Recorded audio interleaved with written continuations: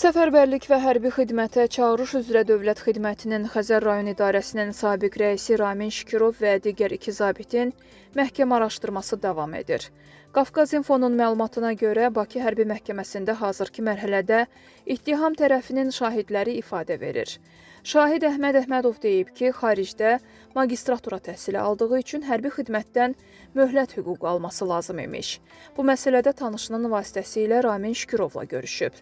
Dostumun atası əvvəllər hərbi komissar olub. Bu işdə mənə o kömək etdi. Onunla birlikdə Xəzər rayon hərbi komissarlığına getdik.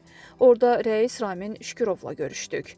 Komissara dedim ki, belimdə və gözümdə problemlər var. Həmçinin xaricdə təhsil alıram. Dedilər ki, bu məsələyə baxacağıq. Tibbi müayinələrdən sonra dostumla təkrar görüşdüm. Söylədi ki, bu iş 22 min manata həll edilə bilər. Həmin pulda hərbi komissara çatacaqmış. Pulu verəndən sonra da xidmətə yararsız olmağım barədə hərbi bileti verdilər. Şahid Araz Məmmədov isə həmin dövlət xidmətində işləyən tanışı vasitəsilə başqa birinin əskərlik məsələsini həll edib. Mən özüm Yasamalda kafe işlədirəm. Müştərim Bəhrəm Cəlilov var idi. Səfərbərlik xidmətində işləyirdi. Bir gün ofisantlardan birinin qohumunun əskərlik məsələsini həll etməyi xahiş etdim. Bunun üçün 6 min manat istədi. Həmin pulu ona verdim. Amma Ramin Şükürovu tanımıram. Bəhrəmin pulu ona verib-vermədiyini də bilmirəm.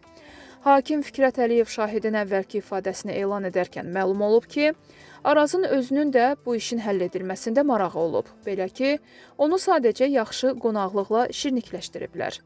İş düzələndən sonra da hamam qonaqlığı təşkil edilib. Qonaqlıqda xidmətdən yayınan çağırışçı özü də iştirak edib. Proses oktyabrın 1-i digər şahidlərin dindirilməsi ilə davam edəcək. Qeyd edək ki, Cinayət İşi Baş Prokuror yanında korrupsiyaya qarşı mübarizə baş idarəsində istintaq olunub. Ramin Şükürov haqda ilk vaxtlar işçiləri ilə birgə ev dustaqlığı qəti imkan tədbiri seçilsə də, sonradan prokurorun təkrar təqdimatı əsasında həbs edilmişdi. O, bundan əvvəlki məhkəmədə yenidən ev dustaqlığına buraxılıb. Zabitlərə qarşı Cinayət Məcəlləsinin 311.3.1 və 311.3.3 qabaqcadan əlbir olan bir qrup şəxs tərəfindən külli miqdarda rüşvət alma maddələri ilə yekun ittiham verilib.